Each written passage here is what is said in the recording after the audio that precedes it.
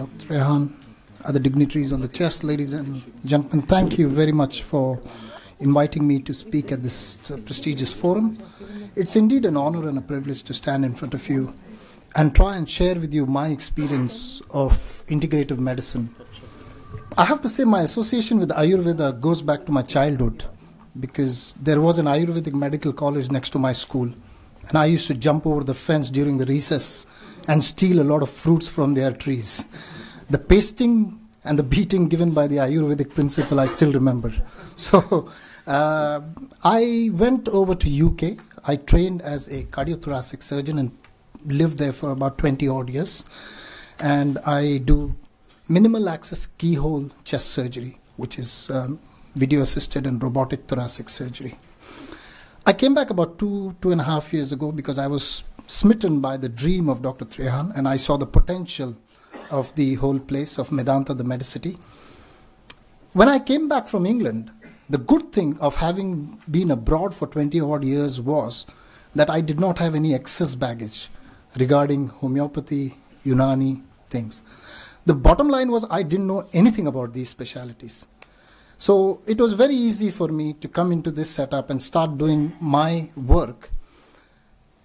My work involves tiny cuts on the chest wall, getting into the chest, and then operating on, the structures within the chest, doing cancer work, doing other tumors and other benign diseases. The problem with the chest is that every rib has got a nerve running underneath it, and it's a sensory nerve. And even though we have done away with the big cut and we are not cutting any muscles anymore, the little cuts that we make, when they are healing, these scars start to shrink. And when they start to shrink, they start to pull on the nerve. And some patients will get a lot of pain from these tiny incisions. And that's when Dr. Geeta Krishnan came to my office and he said, I've been running this plan of integrative medicine. I've been working with the neurosurgery patients for chronic pain treatment and things like that. And, is there any way that we can apply this to your department? And I said, hallelujah. I have a set of patients. They may be a small number, but they do have pain in the chest following my surgery. And how are you going to help them? And he said, send them to me. I'll see what I can do. For me, it was very easy. It didn't cost me anything. It didn't cost the patient anything. It was very cheap. And I had nothing to lose. So he took them in. He started doing this treatment where he builds a well with a dough around these little tiny cuts and pours medicated oil onto it with all the herbs in it. So it's like a hot fermentation. And then he also has a system which is called as a potli system, where he puts all these herbs into a packet, ties it up and heats it up in some special oil and, gives them fermentation to the chest wall. And lo and behold, my patients came back and said, you know what, doctor? A, the pain is gone. B, the guy who does it is extremely good. He's patient enough to listen to me. He talks to me nicely, as opposed to the other clinics where I'm running around like a headless chicken. And I'm feeling good. The pain's gone. The pain is gone. So, that's where the story started. And I said, that sounds very good. Why don't we take it forward? If it can work in my post-op patients, then can I integrate some of this into my pre-op patients? So I went back to Dr. Geeta. Incidentally, his office is next door to mine. So, we are always jumping into each other's office and trying to exchange ideas. And I told him, listen, Geeta, I've heard something very nice about yoga and meditation and things like that. Can you work with that?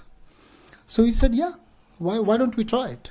See, for my patients post-operatively, the breathing is the most important thing. Because when they have pain in the chest wall, we want to take away the pain because we want them to do the deep breathing exercises so that they do not retain sputum and do not get chest infections. So we said, let's design a protocol where all my patients are seen by you preoperatively, by your team.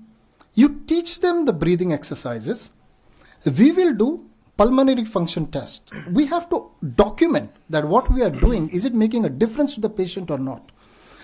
So all my patients started having preoperative pulmonary function test, hard numbers put at us, and the yoga practitioner, Dinesh is standing there, he used to go and spend time with them and teach them the breathing exercises.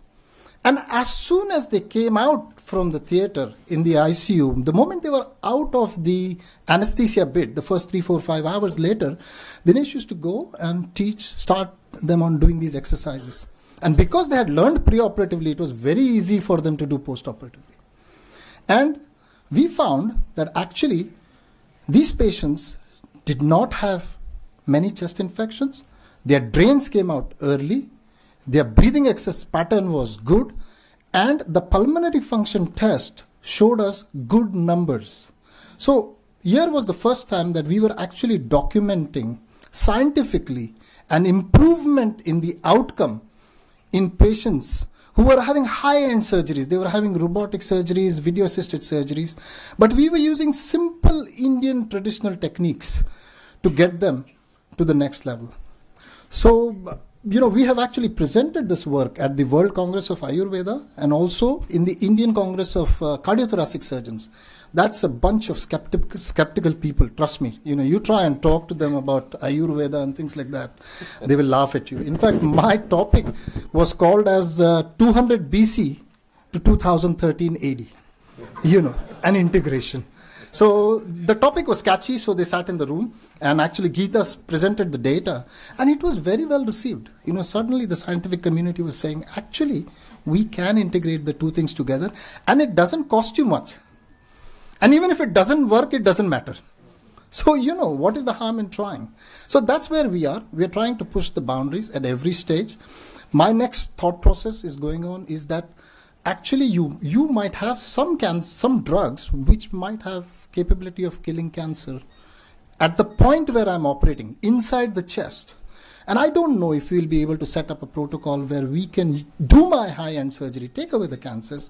These people will have post-operative radiotherapy, post-operative chemotherapy. Can we probably apply some of these drugs in this local area? Maybe get control of cancer?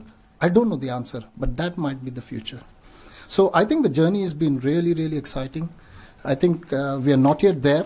We've got lots and lots of work to do, and we've got miles and miles to go before we sleep. Thank you very much.